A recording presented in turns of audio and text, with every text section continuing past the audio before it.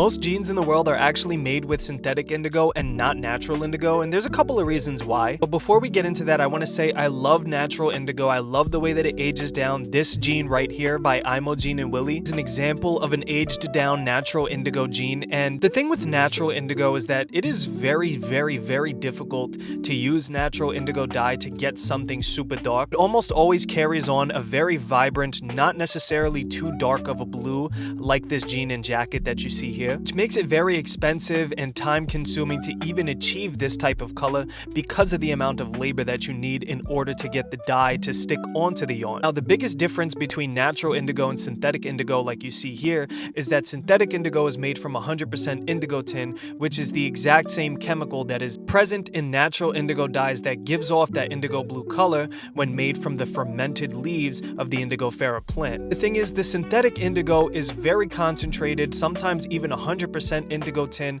while natural indigo dyes usually, from what I understand, are between 70 to 80% because natural indigo dyes from the Indigofera leaves have additives as well as environmental causes and variables that give them a bunch of different colors and a lot of different variation. It's almost never the same, and this has to do with the pH level of the plant, where the plant is grown, elevation, the water, all different types of stuff. And with that, from what I understand, a lot of different dye houses also have their own recipe on how they do additives and what they do to change the color and manipulate natural dyes. Now, of course, you can do the same thing with synthetic indigo, but most dye houses and fabric mills do not do that. So while natural indigo does have the same exact chemical structure that synthetic indigo has with the indigo tin, natural indigo just naturally has a lot of different environmental variables that cause a different color of natural indigo as opposed to synthetic. This is why usually synthetic indigo is easier to use when achieving a super dark denim blue like this,